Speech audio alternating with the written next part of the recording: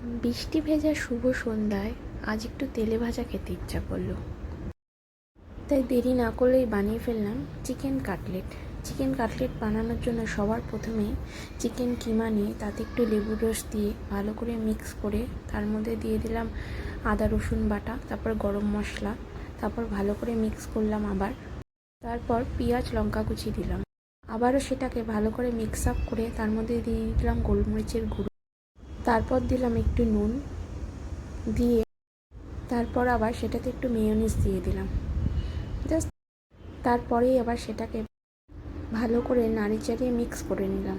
তারপর দিলাম একটু টমেটো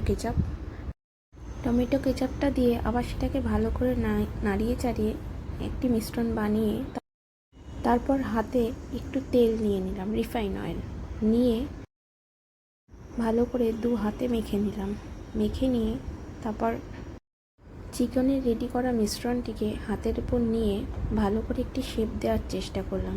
একটি শেপ দিয়ে নিয়ে সেগুলোকে একটি প্লেটে সুন্দরভাবে রেখে দিয়ে তারপর আমরা একটি বাটিতে ডিম নিয়ে নিলাম। ডিমে একটু গোলমরিচ একটু নুন দিয়ে ভালো করে সেটাকে বিট করে তারপর চিকেনগুলোকে ডিমের গোলায় ভালো করে ডুবিয়ে নিয়ে এপিট ওপিট করে বেশ ভালো করে গায়ে ডিমের গোলাটা মাখিয়ে নিয়ে সেটাকে ব্রেড ক্রাউনের মধ্যে বেশ ভালো করে এপিট ওপিট করে ব্রেড ক্রাউনগুলোকে চিকেনের গায়ে ভালো করে আমরা কোটিং করে নেব।